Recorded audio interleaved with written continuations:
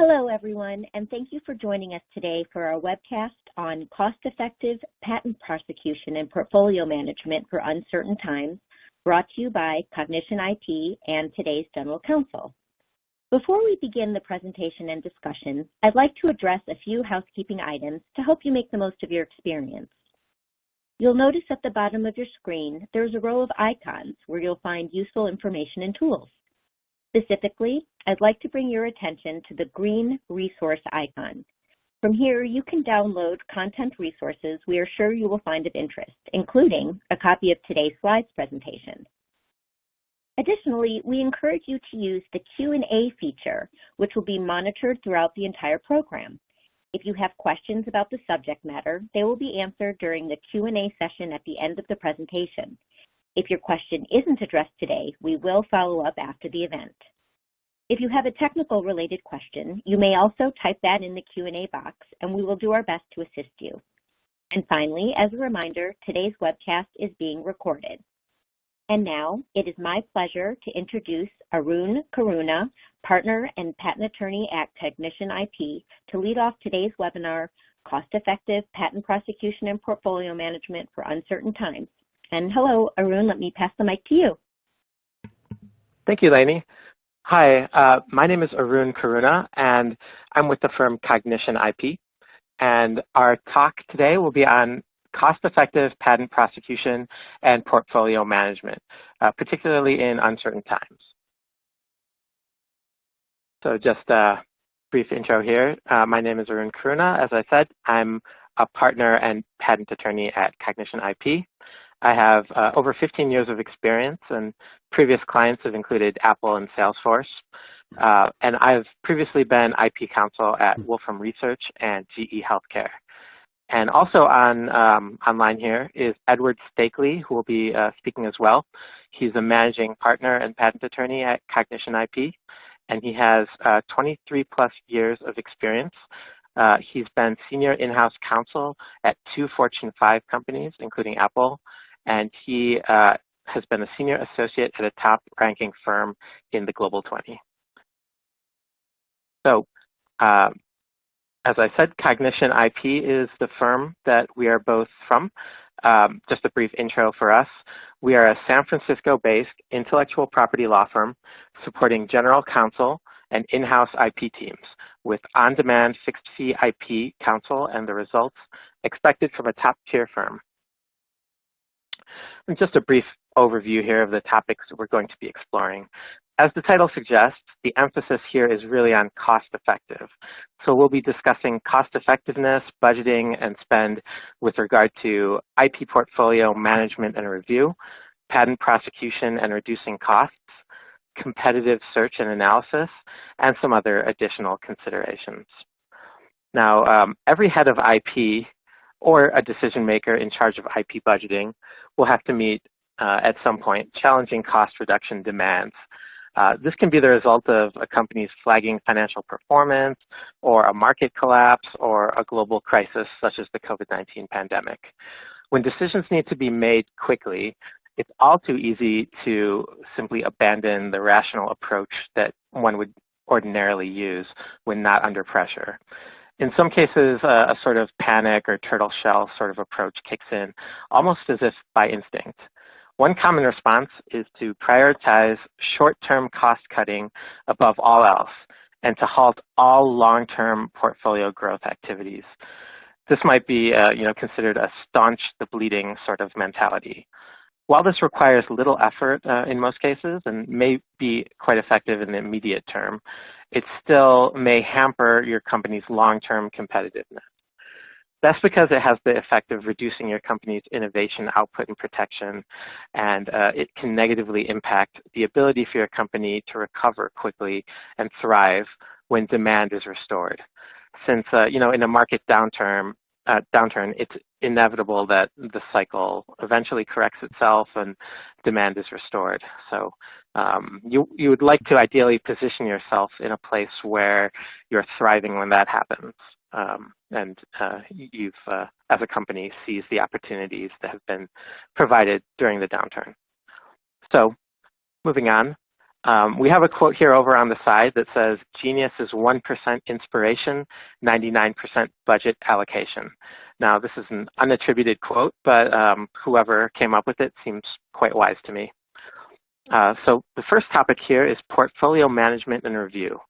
And the key consideration here is really just don't shortchange your IP budget in lean times. And I'll be hitting on this over and over again. And now, as far as portfolio management and review goes as a topic, let's talk a bit about that. It's really about crafting an overarching portfolio strategy, reviewing your existing IP portfolio strategy and adjusting it, and figuring out how precisely to maintain and grow your patent portfolio. And this is particularly with respect to some kind of impetus to rein in your budget or some pressure to cut costs. Now, you might be the ultimate decision maker for your IP budget, and that impetus might be coming from your awareness of industry trends or economic trends or your company financials, or you may be part of a patent or legal department and are receiving some message or some pressure from decision-making executives to cut the budget in some way. So to the extent that you are in charge of budget decisions or have some influence over them, my advice is don't shortchange your IP budget in lean times. The temptation is there to cut aspects of your business which don't pay immediate dividends. But this is really a trap. You've presumably started your business as a long-term business built to last and thrive for a long time. And while it's true that filing patent applications and prosecuting them through to allowance and issuance often doesn't pay out in some tangible way in the short term, your patent portfolio really in the long term cuts to the heart of your business. Your patent portfolio really captures and protects your strengths. They might be known as your trump cards or your quantifiable advantages over rivals and competitors. Even beyond that, they simply just represent the technology territory that you've staked out and laid some claim to, and they represent protection of the fruits of your research and development energy and expenditure, which for many companies is no small amount. They also represent protection of the efforts of the innovation and talent you have at your particular company, your brilliant teams, your star players, and the work they pour sweat and tears into. In some cases, your patent portfolio directly addresses your improvements and your features over competitors' products in a strategic way, and we'll be getting into that a bit further along. And even beyond that, as defensive mechanisms, they may be some of the only tools you have to strongly defend yourself against companies accusing you of infringement, which can be incredibly costly and damaging to your business if unchecked and not convincingly addressed. Your IP portfolio is really best thought of as an investment, and we'll be talking a bit more about the implications of that.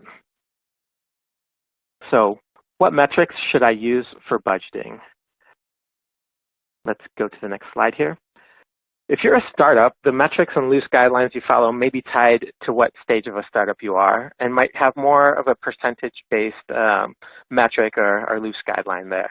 So pre-seed and seed stage startups should, just as a loose guideline, think about putting 5% of their available budget toward establishing a patent portfolio. They are new, they don't have a portfolio yet, and they really need to make a mark, convince investors that they're worthy of backing, and really just assert themselves, get their core technology down. Later stage startups and early enterprise, you should think about maybe putting 2 to 5% of your budget toward establishing a patent portfolio. And that really might vary. The more you lean towards the early enterprise aspect, the more you might consider 2 to even 10% really of your budget. But later stage startups, you could probably get away with 5% or so. But more importantly for, I think, a lot of people here, if you're an established or publicly traded company, do you go with some sort of a loose guideline in terms of a number or percent? I would argue not. It's more about are your bases covered, and that sort of question. This really goes towards understanding what your existing patent portfolio consists of, what your product areas are, what the core of your business is about, and whether your portfolio adequately covers the spread of that core and those product ideas. So a good and useful way to think of this is, what is my underlying technology and what are the applications of that technology? Both are worth patenting, but the underlying technology really goes to the core of your business. And if you don't have that patented, then it'll be a liability in the long term, and you'll be foregoing some serious value and protection there. So the underlying technology is really important to establish and get protection for. And then beyond that, the applications of that technology might be considered the products or services that you're putting out into the market. And you want to make sure that you cover a decent spread of those across your product areas. So making sure that you answer those questions will help you a long way towards figuring out how much you should be budgeting. Once you figure out what your gaps are, for example, what product areas you don't adequately have covered, then you can think about making sure those are protected and budget accordingly. And then next, how exactly do I prioritize inventions? And for this, I'll be taking it over to Ed Stakely, who will be discussing this. And I'll just move on to the next slide over here for him. Great. Thank you, Arun. I think the development of a patent portfolio, it's important to have an overall strategy for your business, understanding how money is invested in a patent, if it is worthwhile to do so, and then evaluating a patent application over the course in the life of the patent. So it's important initially to have some type of program or process to consider the innovations of a company and then look at that innovation in the context of how important that innovation is to the company, and then also is that same innovation, is it important to competitors? So with this evaluation, you can evaluate new innovations of a company in terms of a business value and a leverage value. Let's see, can you go to the next slide? Okay, so what this means is that many companies will have different degrees of invention harvesting. Larger companies typically have invention disclosure submission portals or programs. Startup companies may not have any type of way to capture innovation.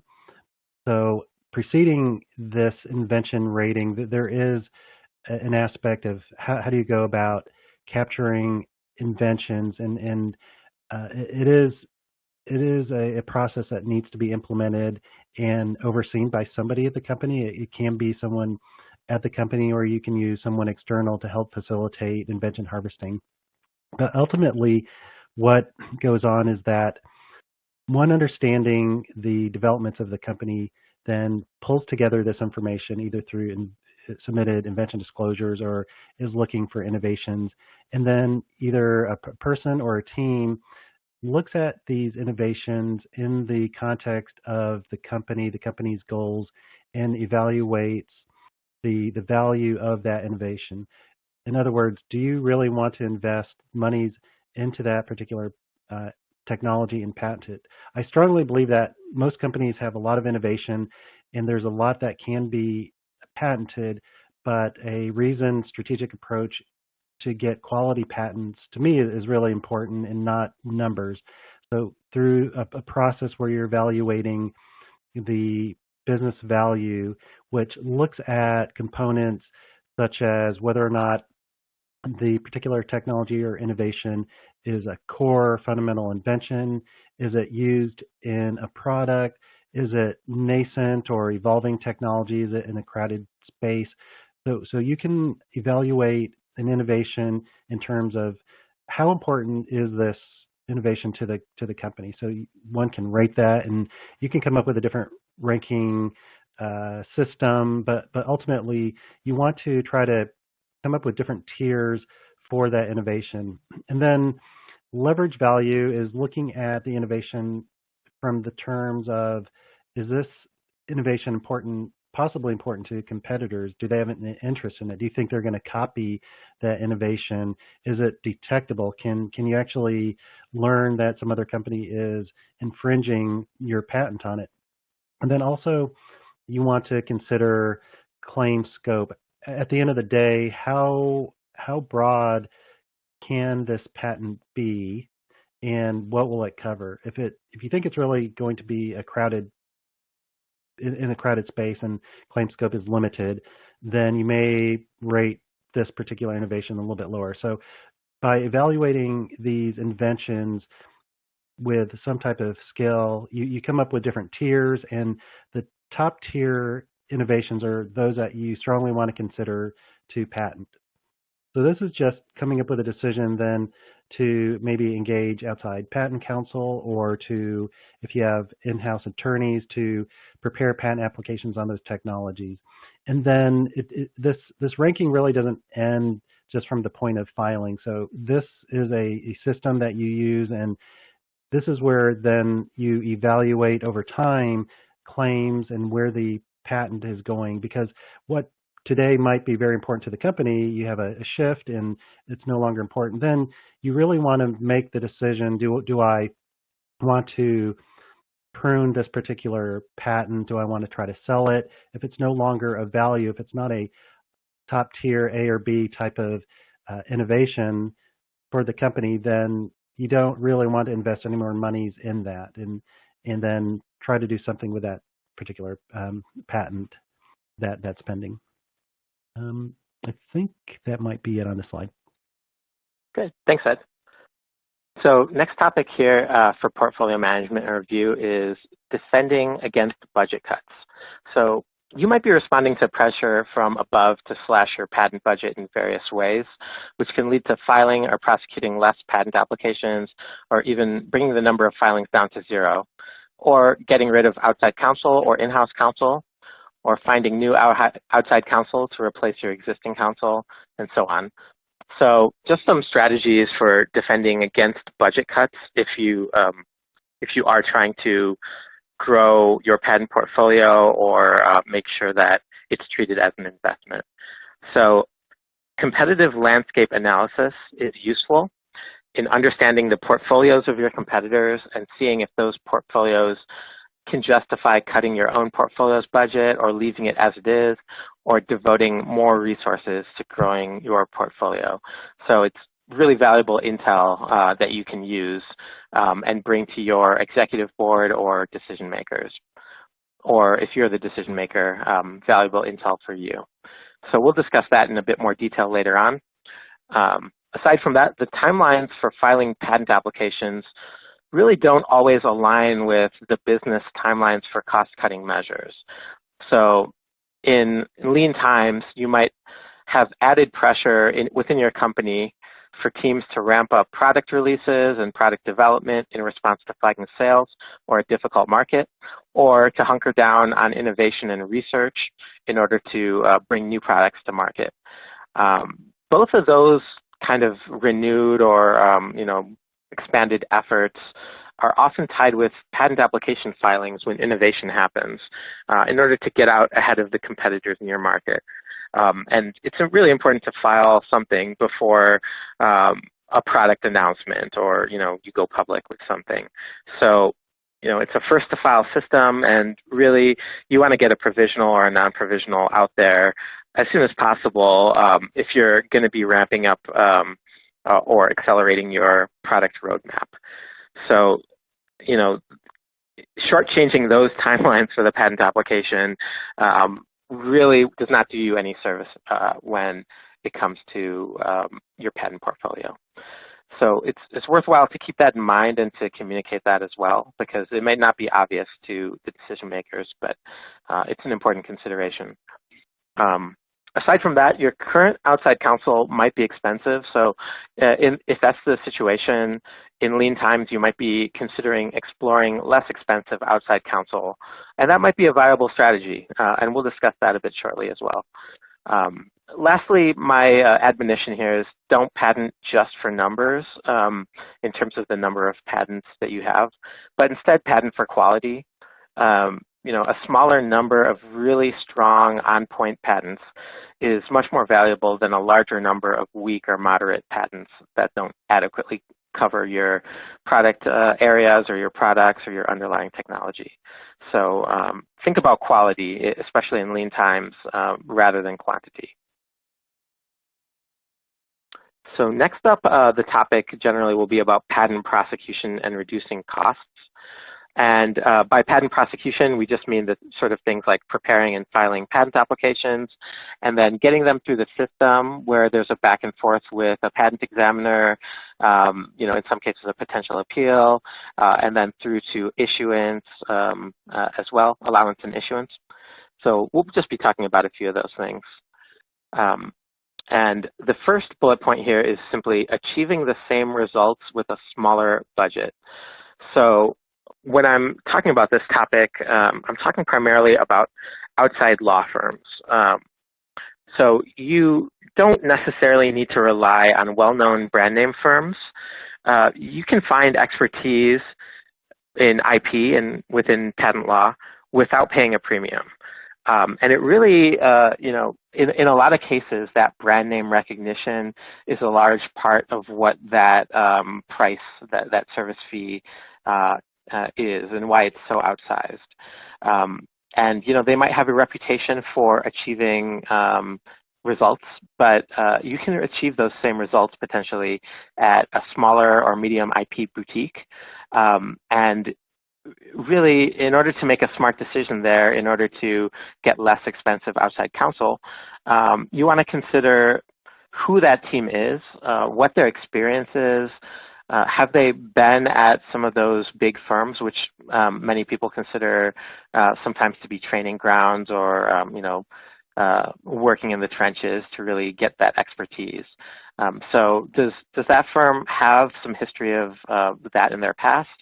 And do they have experience in your particular technology? If there's an IP boutique that's particularly well known for biochem or for computer science, then you want to consider that a strength, that they have what your technology is in terms of understanding. So those are just a few considerations, and you can also see some of the results in some cases of have they been more successful than not, what is their sort of percentage of allowances and things like that. So next up, do you have a robust continuation strategy? So next slide over here just shows a really brief understanding of what's a very basic patent family. So there's a parent application there, and then there's two continuation applications which proceed from that parent application. Each one of them has a unique set of claims. So it's really important to draft a parent application from the beginning in such a way that it leaves the door open for multiple continuation applications to be filed from it. This might be known as a layered or a tiered approach. And really, it's aside from expanding your protection and really covering your bases, it's a great cost-saving strategy as well, because continuation applications which piggyback from a parent application are typically much less expensive to prepare than that parent application. They can each cost a fraction of the outlay for the parent, and yet they can potentially pay large dividends relative to that cost outlay that is involved. You can also file continuation applications after an allowance is granted for an application, but before the issuance fee is paid.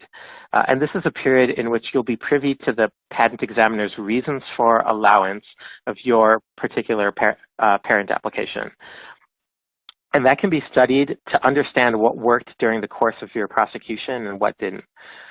So what amendments were convincing and led your application to being patentably distinguishable from the prior art references that the examiner cited? Once you know this, you can craft a set of claims that laser focus on only the convincing amended provisions of your claims, avoiding all the cruft and baggage that ended up not being so material to your application being allowed. And so you end up with better, stronger set of claims for not much more money. During this period, you might also have a better sense that than when you filed of what your competitors' takes on your particular product or service are, and what their competitive offerings in this area are. So you can then craft continuation claims which can be laser focused toward addressing their particular solutions and emphasizing that your idea was first to being filed before your competitors got their offerings out of the gate, or simply emphasizing your idea's distinguishing features, improvements, or additions over those solutions. This can be really a keen way of generating valuable IP assets that you can assert against copycats or those piggybacking off of your R&D, or your competitors might even be interested in licensing those patent assets. And they can also be key defensive tools which ward off your competitors' attempts to accuse you of IP infringement. So bottom line, you might pay more initially for continuation applications, but that patent with the refiled continuation, you've already invested in filing of the original patent. You just have a continuation with new claims that reads upon a competitor's product. So it can be very valuable to do that. Arun, can I add just one comment on that too? Sure, go ahead. Yes, so with the filing of an application, I think a very good approach, it's somewhat counterintuitive if you're not following this, is that ideally we all want the broadest protection of an invention that we can obtain.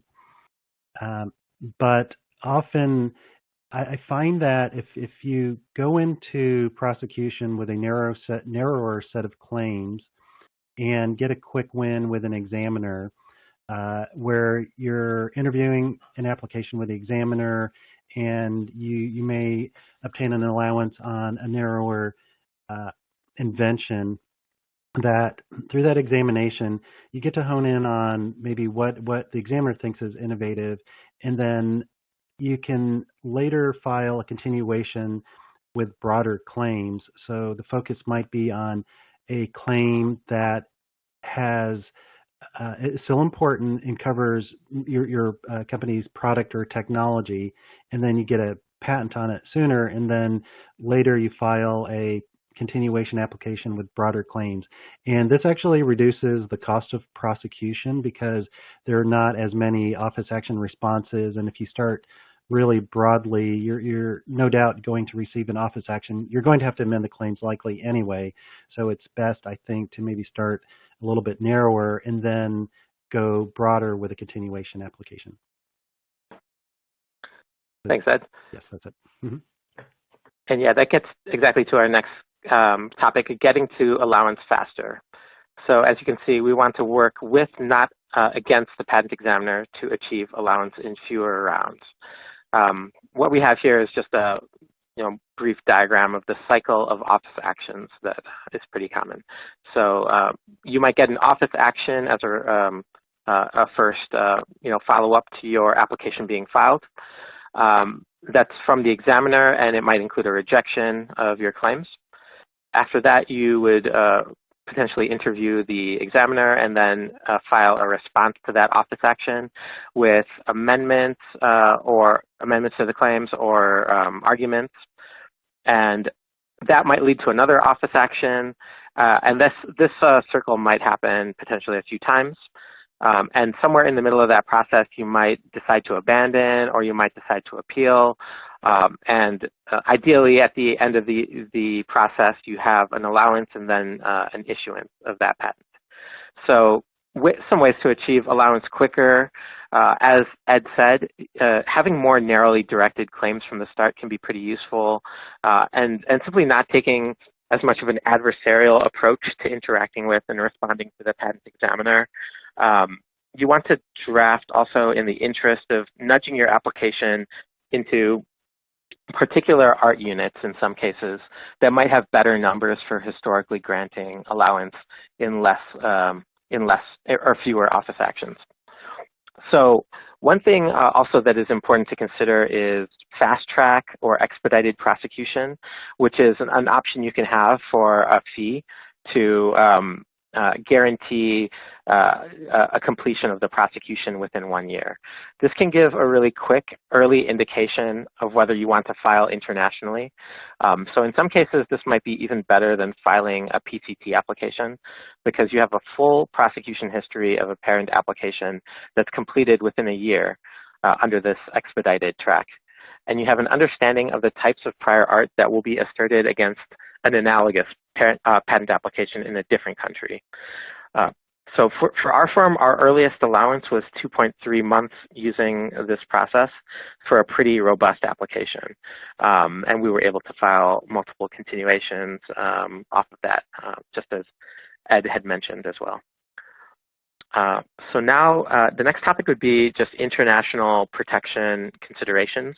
And Ed will be talking about that a bit. All right, thank you, Arun. Yeah, so thinking about international protection of your technology, it's a very important decision in where do you protect, but along with international protection comes, I think, a very significant cost for many companies. So where you want to file the technology that you want to protect, you really have to give a lot of consideration to that. And similarly in the U.S., does filing in different countries make sense? There are different approaches to extending the overall investment in your patent application when you file it. There are ways to obtain a quick read of patentability of your technology, and many companies will file a PCT application, which basically gives you a preliminary examination by a patent examiner in a designated patent office. So there's a way to obtain an understanding quickly, at least from the preliminary examination, of how likely the technology, the claimed invention, if it will be patentable or not.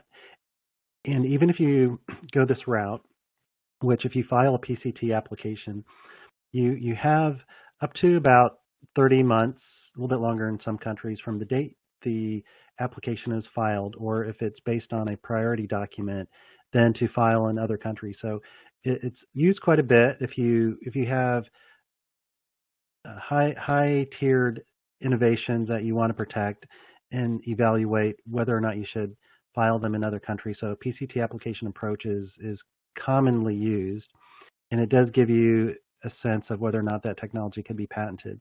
And similarly with the Track 1 approach in the U.S., you as well can get the examination done quickly by an examiner and get an indication of prior art and the possibility of patenting in other countries. And there is a caveat that even if you get a favorable examination decision by an examiner through the PCT or the U.S. examination, that each country examines a little bit differently, so you may get different results. But it is a good way to, at least if you were to go and file a PCT application, receive an international search report, and then use that as a decision point to go into other countries. And then what countries do you want to protect in? Another consideration is just understanding, again, the value of that patent in those countries. And as many of you know, that filing in those countries where there might be manufacturing or potential customer use, I think are the key considerations to file into those countries. And while it's important to protect in many countries, it does get cost prohibitive. So what I think is a good balanced approach is finding the countries which have better enforcement, legal systems, populations where your products will be used or manufactured. Typically, at the top of the list is the U.S., probably Europe next, and there are a lot of companies filing in China as well. So those are kind of like the top three. But really, you want to evaluate filing into other countries as to whether or not you think that your patent will be infringed in that country. And also, you may want to consider filing in those countries if you have foreign competitors in those countries where they're located to plant some patents, so to speak, in the areas where they're present in the event that you're building a defensive portfolio and then you have some patent assets to use. Thanks, Ed. Okay, I think next slide, yeah. Yep. So next up is we'll be talking about cost effectiveness in regards to searches. There'll be two searches that I talk about. One is patentability search and one is competitive search and analysis. So I'll be talking about each of those in turn. First is a patentability search. So what exactly is that? Also known as a novelty search in some cases. This is conducted before filing a patent application in order to get a sense of whether the invention is novel and whether there is any prior art that can be turned up in the search which is relevant or reads closely upon your invention. This can give you an early preemptive sense of how prosecution can be expected to go. That said, not all application filings necessarily merit a patentability search. And in some cases, companies opt not to do a patentability search. If your company is new to a particular market or product area, you might not have a comprehensive sense of what else is out there. And so this can provide that for you. And you can get a better read on how prosecution is going and what are your chances, I guess, of moving towards allowance and issuance. You can potentially save money by deciding not to file an application, or you can alter or improve your idea such that it meets the criteria of patentability based on this search. But if you're patenting in a product area that you've been well established in, you've already filed at least a couple of applications on, you're pretty well aware of what's out there. There's not as much utility to a patentability search, so you might be able to do some cost savings by foregoing that. So competitive landscape searches can give you the lay of the land. What are those exactly? So this involves performing searches of patent databases and analyzing the results to better understand the portfolios of your key competitors. So this one is more narrowly focused on what your key competitors are doing, what they've filed, and what's been patented and what's currently pending. You can use competitors' patent filings to evaluate your current investments and your future patent rights. You can decide whether your current portfolio strategy doesn't grow your portfolio enough or in the right places, or is actually more developed than your competitors, or simply positions you on an even footing with them. And based on this, you can adjust your strategy accordingly. So this also allows you to keep tabs on what a competitor is trying to protect, which provides a glimpse into the competitor's planned business strategy. If you understand the direction your competition is headed, then you can prepare in advance for any patent rights your competitors may ultimately be granted, and then shore up your own portfolio and business efforts. So a lot of people, I think a lot of companies kind of underestimate competitive landscape searches or simply don't consider them. They might be more inclined to do patentability searches, but then they don't think about competitive searches. So I would recommend this as a way of having a fairly minor expense at the initial outset, but then that can pay real dividends later on. And it can really allow you, with that knowledge, to thrive in the long term and reap the benefits after the current economic climate is in the past or the current situation is over. And yeah, finally, this simply allows you to pinpoint areas where competitors have no patent protection and capitalize upon those areas with filings in order to gain a competitive advantage over them. So this is just a really simplified idea of what a competitor landscape analysis might result in terms of some sort of visual. So you have your product areas. Those might be machine vision, blockchain, SaaS, and streaming media. And then let's say you are one of those companies, Apple, and then you're looking at LG and Samsung. So you can get an idea of how many patents have been filed in each product area from you and from your competitors, and size up your own portfolio in relation to other portfolios. If there's a gap in a competitor, then in a particular product area, then you can kind of exploit that gap and use it as an opportunity to gain leverage and a competitive advantage, and a lot of other things. So I think it's a really important thing to at least consider. And then acquiring promising assets at discount prices. So this goes towards simply grabbing the opportunities that you can during a low time or a lean time, and seeing what you can get at a price that you ordinarily would not be able to get it for.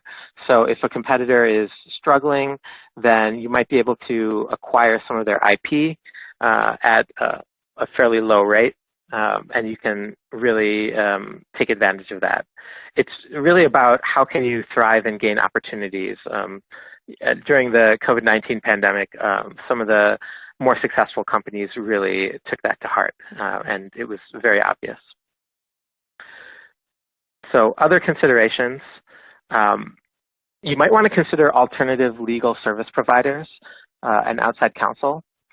And these are companies which specialize in providing high-demand legal services such as accounting and audits, compliance, discovery, document review, due diligence, and intellectual property services. And these can be really useful companies to hire for tasks which don't require the rigorous application of legal skill from more dedicated, ongoing outside or inside counsel. And this can be a way to potentially reduce spend and possibly even improve some systematic elements of legal processes, which can be broken down and performed more efficiently. So these companies don't pretend to be law firms. Rather, they are legal services businesses, and they can provide services that law firms would traditionally offer, but often at a lower cost. So worth considering for sure. And then another consideration would be alternative fee arrangements. And this question on the right is asking, is your outside counsel able to work within your budget, not just an ideal budget? So think about that in terms of your existing outside counsel, and if you're considering some prospective counsel that you would retain, think about this as well. Just a few of the alternative fee arrangements that you might want to consider. A portfolio fee. This is a lump sum amount that's paid for legal services covering a large body of legal work. If there's going to be a steady, constant flow of patent application filings or prosecution, it might make sense to simply pay more of a lump sum or arrive at some similar sort of arrangement. Hard caps, these are billed at an hourly negotiated rate, provided that the client will pay up to but not more than the hard budget number. This can provide certainty to your company regarding the fees, which can be beneficial, particularly in uncertain times. And then flat fees or fixed fees. This would be simply an agreed upon fixed fee for the work or for a specified period. This provides consistency in the cost, which can be really great. You get a much better understanding and reliability in terms of how much each application will cost, and then how much you can budget. It can be much more effective for budgeting with this kind of consistency. And then finally, blended rates. These are rates that are blended between partners and associates of the law firm. And one blended rate is simply charged to the client for all work performed by the firm. This can be really good for sort of arrangements that bill by hourly rates. They can be simpler. However, there might be less incentive for senior people to do the work, and you might get more junior people doing the work than senior people. So worth being aware of and watching out for. Another consideration is you might be able to leverage AI and legal tech in order to do some cost cutting and savings that can be very useful. So just some ideas for you to take away here. There's the ability for technology to improve your processes, improve productivity, reduce wasted time, and modernize your ways of working. So just a few of these to highlight. Document execution, DocuSign, et cetera. This is probably pretty obvious for a lot of you, but it's worth considering leveraging that and modernizing your approach to that. Due diligence, acquiring someone's IP or a major company merger or acquisition, there's a lot of due diligence work that needs to be involved regarding that other company's IP, licensing, etc. So worth considering leveraging some AI and legal tech for that. And then patent preparation. Currently, AI is in a bit too primitive a state right now to handle preparation of a patent application entirely without a human being involved. But it can be used to assist with manual work done by a patent attorney or agent. And I think that's constantly improving and will be something that will be definitely worth considering in the future. So just a few takeaways. Keep an eye on incentivizing key innovation stakeholders, spending a bit on providing financial incentives to those coming up with the inventive ideas at your company. It's a bit of an outlay at the start, but it can go a long way towards positioning you ahead of the competition. Think about when to license or modify revenue streams. Such times can be a really good opportunity to explore new product areas, new revenue streams that you otherwise wouldn't have. And simply emphasize what works and cut what doesn't. And then in terms of how previous challenging times went, I think looking at some history of how those times have went is things got rough, in the mid-2000s, for example, but eventually they corrected themselves. And you really want to look for the long tail and how can I thrive once things do inevitably correct themselves? Because that's where your company is going to be make or break. It's not just something where you want to take only a staunch the bleeding kind of approach and go into emergency panic mode. You want to be looking ahead at all times. That's the proper way to invest in a proper patent portfolio and an IP strategy. So next up we have a Q&A. Feel free to ask your questions via the Q&A icon or at hello@cognitionip.com, and we'll make sure to get to you. And just, I think Lainey has my first question over here, so I'll just read that off. How should I know how many continuation applications to file? Ed, would you be interested in taking that one on? Sure, Arun.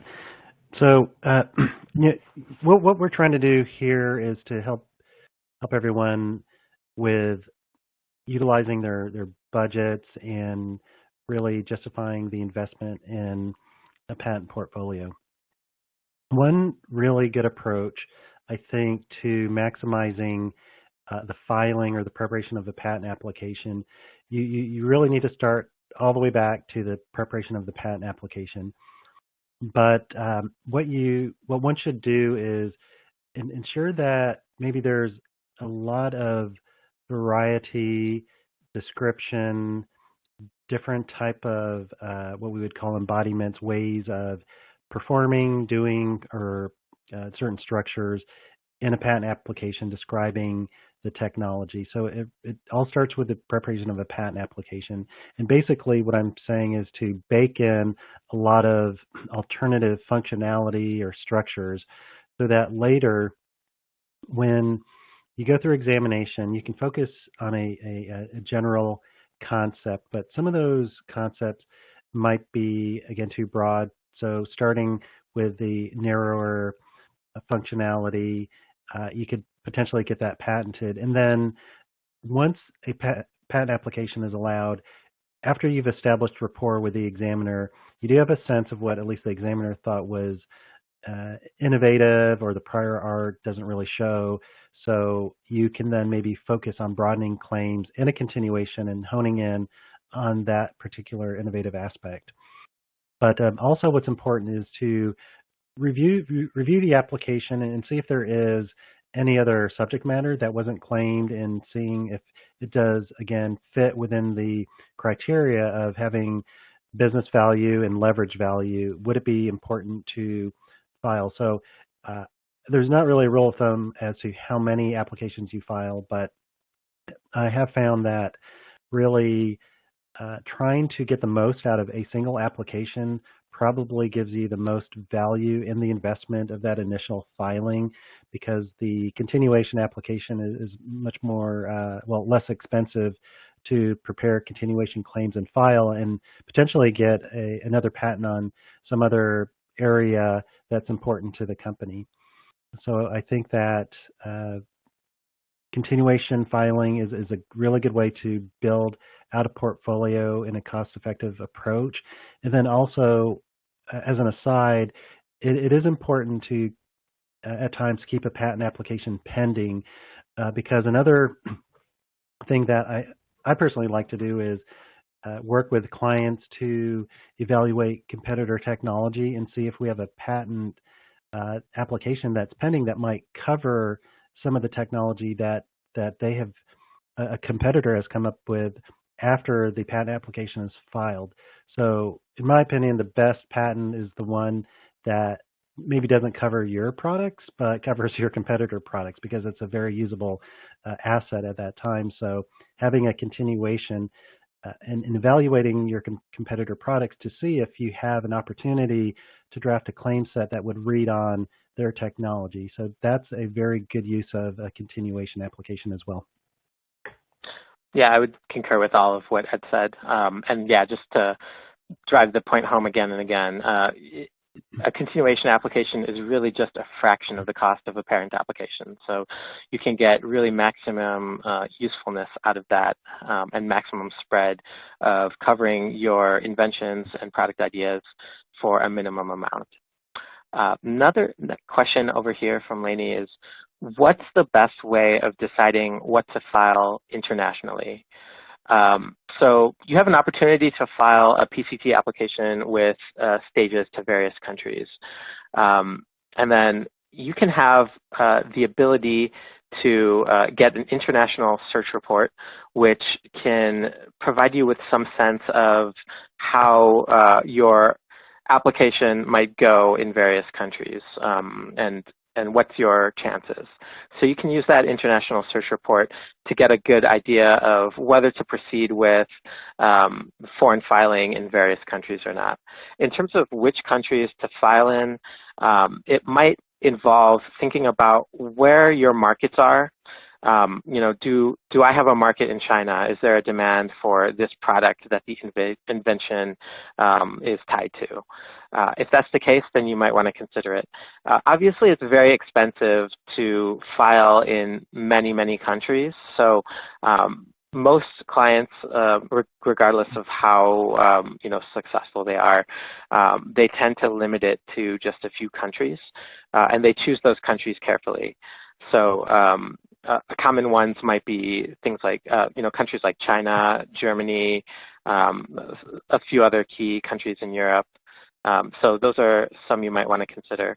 And it really is just case dependent on your company, its products and geographies, and the products and services that you provide as well. Ed, did you have any thoughts on the best way of deciding what to file internationally? Yeah, I think what people may not appreciate is that with patent prosecution, as an in-house general counsel or an in-house counsel, patent counsel, whatnot, at least when I was in-house, I didn't like kind of surprises and unbridled runaway prosecution costs, and that can happen if one isn't really watching what's going on, and if you really don't have some oversight in what outside counsel is doing.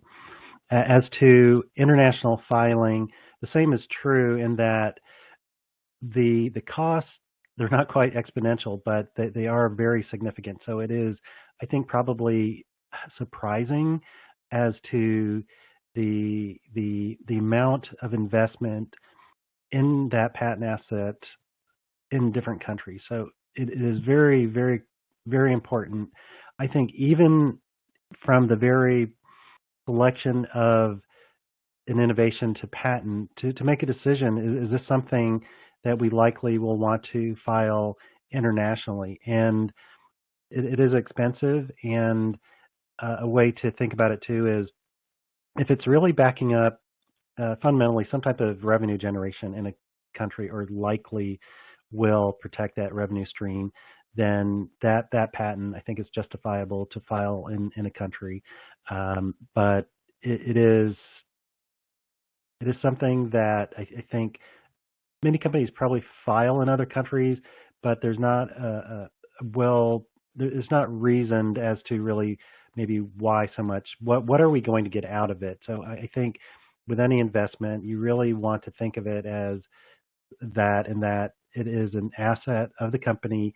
And there are many reasons to patent something, but one of them is to protect your revenue streams and consider it as an asset, and how are you going to use it. And like if you really don't have a good reason to use it in a country, there is some prospective use of it, then I think that maybe it wouldn't be justified to file in a country. So as Arun said, typically a couple of countries is usual for many technologies. When you get into life sciences, pharmaceuticals, medical devices, you'll find a lot more filings in different countries. On the other side, when you get into maybe software related technologies, maybe not as much filing in other countries. So it really boils down to, again, where your competitors might be located, manufacturing, and customer use. Great. And we have time for one more. So this question is, how should we think about starting a patent program internally if one doesn't yet exist? And Ed, I think you might be a good person to answer this one as well.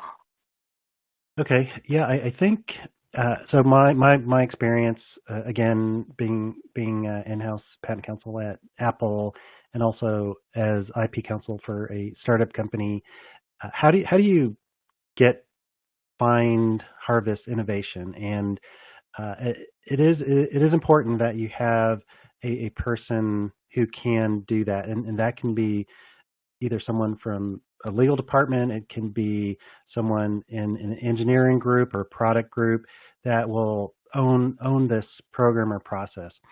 And the patent program is essentially having someone who can help harvest or identify innovation of the company. And with that, a patent program could be as simple as setting up some type of portal or some other type of system where people can submit ideas, or you actually have someone sitting with engineering teams, research and development, and then identifying those innovations. But there really needs to be a person who can help kind of go out and find those innovations for the company.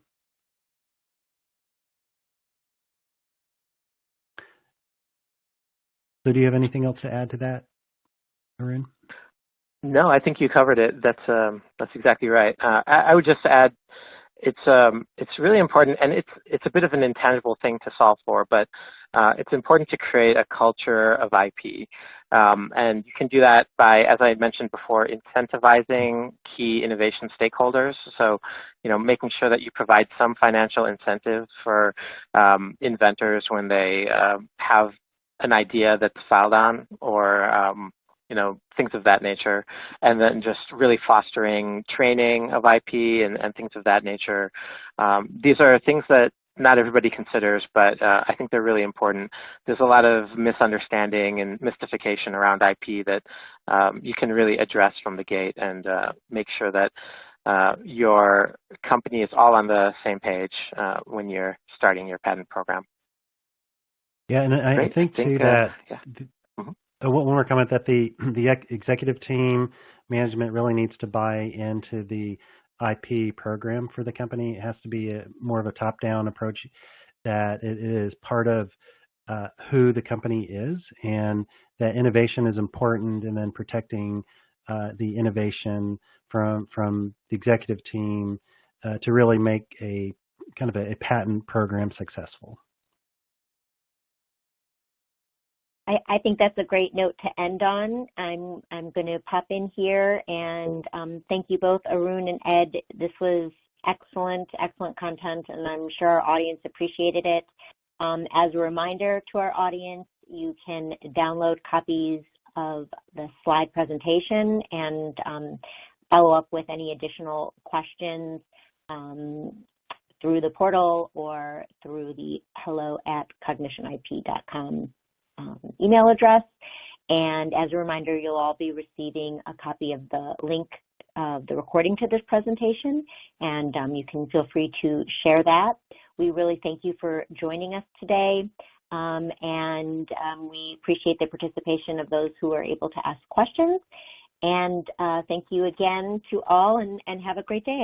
I'm going to close this out now. I hope everyone has a great rest of your day. Take care.